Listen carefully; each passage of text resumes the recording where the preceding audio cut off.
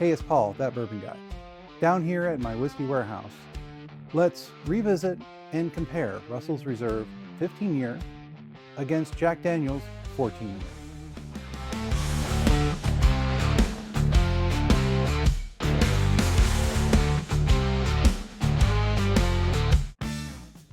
Hey, I'm back in my whiskey warehouse, and today I have with me Todd from the Whiskey Sippers.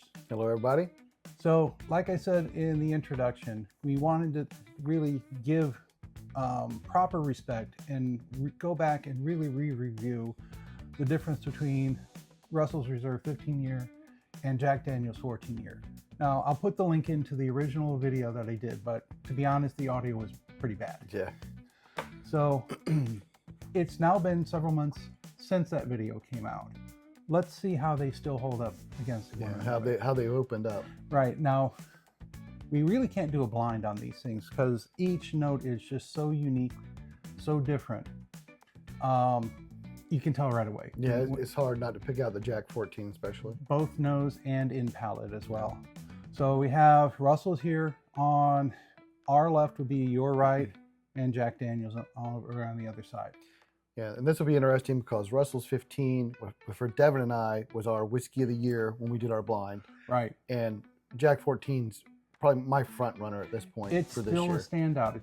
Now, we're filming in beginning of September. September is Bourbon Heritage Month. And I did just get the Russell's Reserve 13-year. Okay, awesome. So there's going to be a lot dropping this month, and so we'll see if there's really any true contenders. Yep. Okay, why don't we dive into the nose with Russell's? Sure.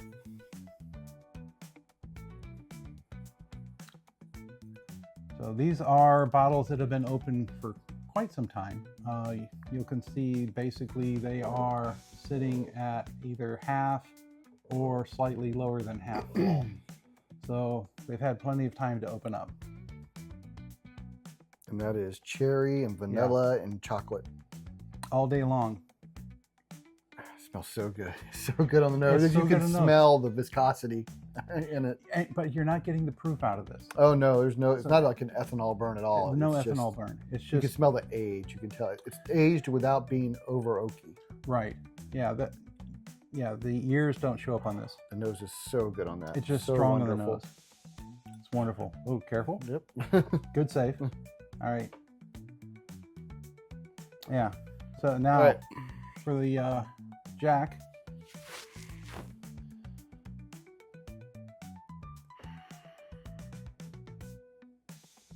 And that's banana taffy. Banana with slight hint of chocolate to the whole thing. Yeah, that banana strong in there. Candy sweetness. It's a traditional Jack profile. The traditional Jack nose. So a lot of people will say like a creme brulee. True. Yeah. Mm-hmm. But you get that like candied banana compared to the cherry that you get on the Russell's. With more notes on the caramel as well. Yeah. And it's still another fantastic nose. Just fantastic. All right. Nose. So I'll put the question to you just like I put the question to Packard. On nose alone, which would you prefer? Knowing that we're both squires for Jack Daniels. Yeah. On just the nose. Yeah. I'm probably going to pick the Jack because it just smells like liquid candy. I mean, I love the Russell's on the nose as well, but the nose on the Jack's just... Russell's is adding more fruit to the nose and the palate, or not to the palate, just to the nose. This is sweetness. This is it's just candy. Sweetness. It's just pure candy. And the nose is just so enjoyable. Mm-hmm. I mean, they're both great, but yeah, personally I like the Jack better. But I do lean more towards Old Forester Jack Daniels as preferring that over... Which is all part of the Brown-Forman line. Right. Right. Okay. With that said, let's dive into the taste. Sure. Okay. So, cheers. Cheers.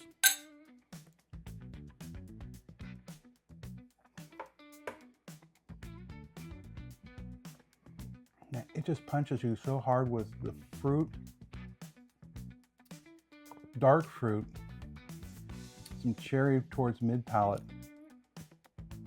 That mid to back palate's so amazing with that cherry and caramel, and a little bit of oakiness, and that wild turkey kind of it's sweet and sour at the same time. Sweet and sour. I mean, a little bit of that leather and tobacco. Yep, get It's that still leather in- that right there. That's on the finish, that kind of it's leather in the tobacco. finish, and it's But- a long finish. And the front's just kind of a little sweetness, and then Mhm. it hits that mid palate, man. That cherry just pops. Yeah, Then it just big time. really the flavors explode from mid to back palate. Such an amazing mouthfeel too. Yeah, fantastic mouthfeel. My mouth's still tingling. It's watering, Mhm. making my mouth water a little bit. Yeah, yeah. Like It doesn't have any drying aspects to it. No, I just want to go in for another sip, which I will.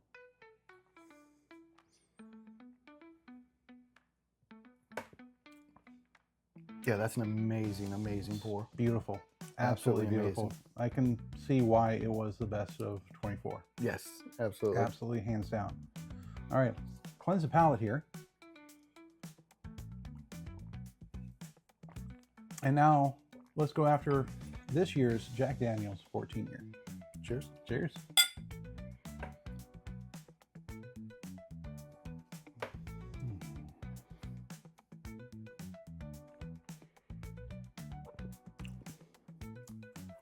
That sweetness is still there. It's It's not as sweet on the palate as it is on the nose. right. It's more of a dark chocolate Yeah, it's like, yeah, it is more like a dark chocolate with the. with the Yeah. banana notes to the whole thing. So it's banana I, Foster's. I think the banana is a little bit more muted on the palate. I mean, it's really strong on the nose, not as strong on the palate. Whereas like that dark chocolatey, it's stronger on the palate than the nose. I like to think of this as like a piece of banana Foster's with heavy coating of hot fudge. I think it's more like a dark chocolate candy Or bar. okay, I can go with one of those as well. after maybe you ate like a banana runt or something, and then you ate Then some you dark go for the chocolate. chocolate afterwards. Yeah. Yeah, I can see that. So the I chocolate's can more see that. dominant with a little bit of banana. But one thing the Jack 14 has that the Russell's doesn't is the Jack 14 has a little bit of a drying aspect on the palate. The finish is a little dry. I agree. It's this. And that's coming from the oak, so it's a little.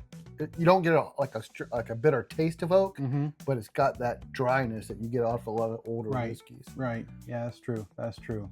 So I don't get it on the 15, but I get that on the Jack. 15 has a longer lingering finish. Yes, to the longer whole finish thing. too. 14, yeah, it's drier towards the back end, but Yep. in the middle of the mouth, I'm still getting that flavor sensation. So that it's still hanging around there. It's just not hanging in the back of the palate. Right. And I do. I mean, I get a little bit of a hug from both. So I do too. Well, they're both similar proof, I believe. I don't remember what the 15 is. The So, Jack's 120. This one 26.3. What's that And, one coming in at? 117.2. Okay, it's actually lower proof. Yep. Okay, got it. So, all right. I'm going to go back and visit them again. Let's go back for another round. So, back to Russell's.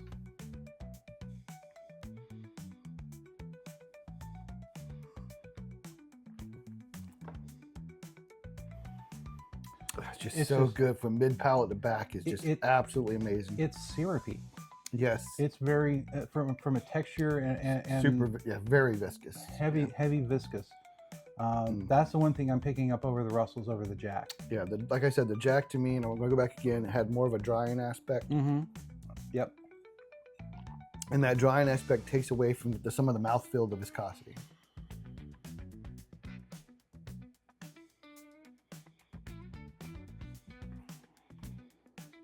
But again, if you're wanting to have something that is It's basically fantastic. top level of a brown Foreman, so the banana's not strong. It's not the dominant note where you find it in maybe like a single barrel.